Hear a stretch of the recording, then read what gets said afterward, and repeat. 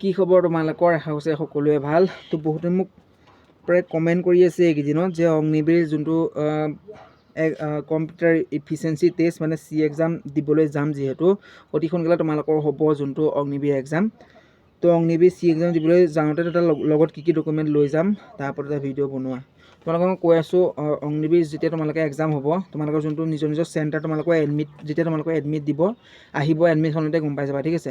তোমালোকক মই ক'ম যে তোমালোকে যেতিয়া এক্সাম দিবলৈ যাবা, তোমালোকে ইমান প্ৰেক্টিছ কৰিবা, ইমান দিনে ৰাতি মেহনত কৰি পঢ়ি শুনি যেতিয়া এক্সাম দিবলৈ যাবা, তো তোমালোকৰ যি ৰিজেক্ট হৈ যোৱা এক্সাম, যেতিয়া তোমালোকে এক্সাম দিবলৈ যাবা ইমান কষ্ট কৰি, তো তোমালোকে যেতিয়া এক্সাম দিবলৈ যেতিয়া নাপাবা, তো তোমালোকক কিমান বেয়া লাগিব তেতিয়া, হয় নহয়?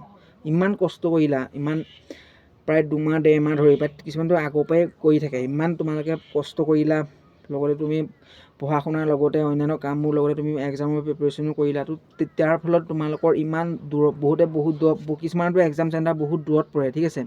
তো আমাৰ আপাৰ আছামৰ প্ৰায় যোৰহাট এয়াৰত পৰে, মানে যোনবোৰ তিনিচুকীয়া, ডিব্ৰুগড়, তেওঁলোকৰ শিৱসাগৰ, তেওঁলোকৰ প্ৰায় মানে যোৰহাট এয়াৰত পৰে, ঠিক আছে। যোৰহাট ক্ৰীড়া ভ্ৰমণ কেন্দুগুৰি ছাইডে যোনটো চেণ্টাৰ আছে তাত পৰে, মোৰ তাতে পৰিছিলে।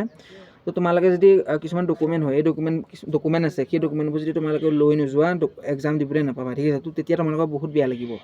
তোমালোকক মই কৈ দিছোঁ, তোমালোকে এনেই নৰ্মেল বুলি ভাবিবা তোমালোকে, ঠিক আছে। এনেই তোমালোকে মানে নৰ্মেল টাইপত তোমালোকে ভাবিব পাৰা যে এক্সাম দিবলৈ এনেও পাম, কেলৈ নিদিব এক্সাম দিবলৈ, কিন্তু আচলতে তেনেকুৱা নহয়, ঠিক আছে। তোমালোকে যেতিয়া এক্সাম দিবলৈ যোৱা মানে, তেতিয়া তোমালোকে এক্সাম দিবলৈ মানে নাপাবা, ঠিক আছে। এক্সাম দিবলৈ তোমালোকে নাপাবা।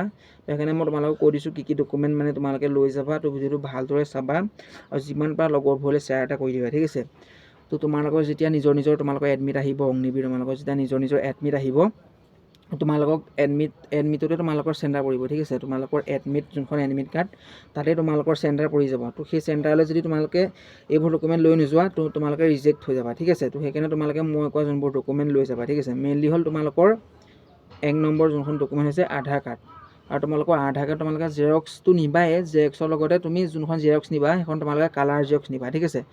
কালাৰ জেৰক্স এইকাৰণেই নিবা, তাত মানে তোমালোকৰ যোনখন ব্লেক হোৱাইট সেইখন ছাপোৰ্ট নকৰে, ঠিক আছে। তোমালোকে পূৰা তোমালোকৰ যোনখন আধাৰ কাৰ্ড কালাৰ, তোমালোকে অৰিজিনেলখন লগত নিবই লাগিব, কিন্তু লগতে তুমি এখন কালাৰ জেৰক্স লৈ যাবা।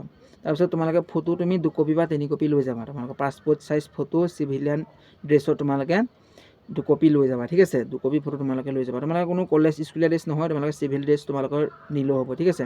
থাৰ্ডলি হ'ল তোমালোকৰ যোনখন এডমিট কাৰ্ডখন তুমি নিবই লাগিব, কিন্তু এডমিট কাৰ্ডখন তুমিও কালাৰ জেৰক্স নিব লাগিব, ঠিক আছে। তোমালোকৰ যোনখন এডমিট কাৰ্ড সেইখন তুমি কালাৰ জেৰক্স নিব লাগিব। ব্লেক হোৱাইট নিলে তাত ছাপোৰ্ট নকৰিব, আৰু তেতিয়া তোমালোকে ছাপোৰ্ট নকৰিব। আকৌ ওচৰে পাজৰে যদি দোকান নাথাকে জেৰক্স কৰা, তেতিয়া তোমালোকে এক্সাম দিবৰ বাবে তোমালোকৰ লেট হৈ যাব, ঠিক আছে। আৰু তোমালোকে যদি এক্সাম দিবলৈ যোৱা, তোমালোকে বেল মাৰি নগ'লেও হয়, আকৌ তাত বেলডাল খুলিবলৈ দিয়ে। আৰু জোতা তুমি পিন্ধি নাযাবা, জোতা পিন্ধি গ'লে জোতাও খুলিবলৈ দিয়ে, কাৰণ বহুতে জোতাডালতো নকল ভৰাই নিব পাৰে ন। নকলটো এনেও কিছুমানে নামাৰে, কিন্তু তথাপি মানে এটা ৰুল থাকে, তোমালোকে জোতা পিন্ধি নাযাবা, ঠিক আছে। জোতা পিন্ধি গ'লে লাইনত তোমালোকে নৰ্মেল চেণ্ডেল পিন্ধি যাবা, কাৰণ জোতাযোৰ তাত খুলিবলৈ দিয়ে। কিন্তু চবতে খুলিবলৈ নিদিলেও কিন্তু কিছুমান চেণ্টাৰত খুলিবলৈ দিয়ে, আমাৰ চেণ্টাৰত খুলিবলৈ দিছিলে, ঠিক আছে। মেইনলি হ'ল তোমালোকৰ আধাৰ কাৰ্ডখন হৈ গ'ল।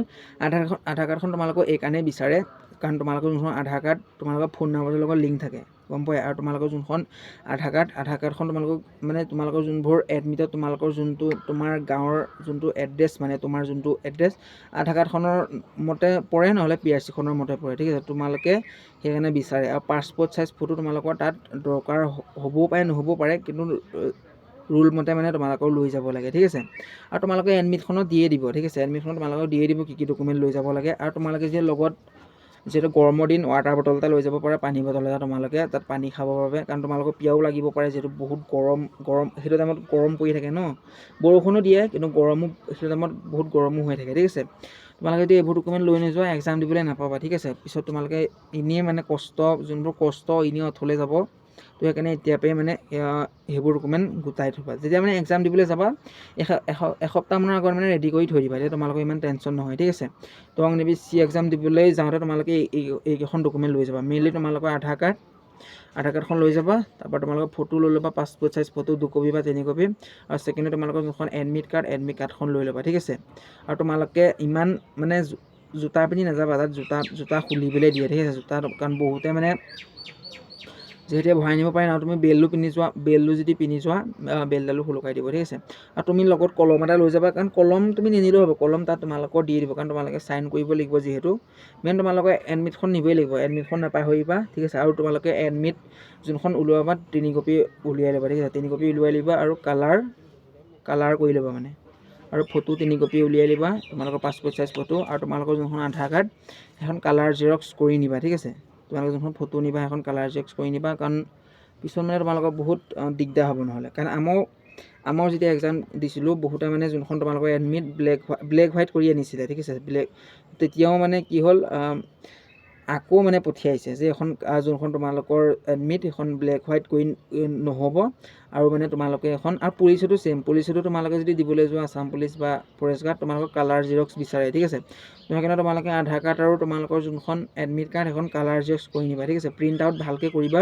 কালাৰ জেৰক্স প্ৰিণ্ট আউট কৰি নিবা তোমালোকে তাত যেতিয়া আকৌ এনেও তোমালোকক কৰিবলৈ দিব তেতিয়া তোমালোকৰ পিছত ইমান অসুবিধাৰ সৃষ্টি নহয় ঠিক আছে তোমালোকে এই কেইখন নথিপত্ৰ বা এইকেইখন ডকুমেণ্ট লৈ যাবা আৰামছত তেতিয়া ভালদৰে এক্সাম দিব পাৰিবা এতিয়া এক্সামৰ টাইমত তোমালোকৰ কোনো ধৰণৰ চিন্তা নহয় ঠিক আছে তো তোমালোকে এইকেইখন ডকুমেণ্ট তোমালোকে লৈ যাবা আৰামছে ভালদৰে এক্সাম দিবা আৰু এক্সামৰ দৰে ভালদৰে প্ৰিপেৰেশ্যন চলি থকা তোমালোকৰ প্ৰায় যিটো তোমালোকৰ মাৰ্চত এপ্লাই চলি গৈছে ঠিক আছে তোমালোকৰ মাৰ্চত মানে এপ্লাই যিহেতু চলিয়ে গৈছে তো মাৰ্চ এপ্ৰিল মে লাষ্টত তোমালোকৰ প্ৰায় এক্সাম হৈ যাব লাগে কাৰণ আমাৰ ফেব্ৰুৱাৰীত হৈছিলে ফেব্ৰুৱাৰীত এপ্লাই চলিছিলে এপ্ৰিলত এক্সাম চলিছিলে তো তাৰ হিচাপতো তোমালোকৰ এক্সামটো হৈ যাব লাগে মে লাষ্টলৈ তো চাওক কি হয় কিন্তু প্ৰস্তুতি চলাই থকা কাৰণ তোমালোকক যোনটো মই ইউটিউব চেনেলৰ নাম কৈছিলোঁ শুভমী ক্লাছেছ বুলি সেই ইউটিউব চেনেলটো চাই থকা ভালদৰে সেইটো যদি চোৱা আৰামছত পাইছোঁ যাবা কাৰণ মই সেইটোৱে পঢ়িছিলোঁ আমাৰ প্ৰতিবোৰ লগৰে প্ৰায় সেইটো ইউটিউব চেনেলে চাইছিলে ঠিক আছে তোমালোকে সেই ইউটিউব চেনেলটো চাই থকা ভালদৰে প্ৰিপেৰেশ্যন কৰা আৰু যোনকেইখন ডকুমেণ্টৰ ক'লোঁ মানে সেইকেইখন ডকুমেণ্ট তোমালোকে অগ্নিবীৰ যোনটো চি এক্সাম দিবলৈ আছিলে তোমালোকে লগত লৈ যাবা ঠিক আছে তো ভিডিঅ'টো যিমান পাৰা ল'ব বুলি শ্বেয়াৰ এটা কৰি দিবা আজি ভিডিঅ'টো ইমানতে সামৰণি মাৰিছোঁ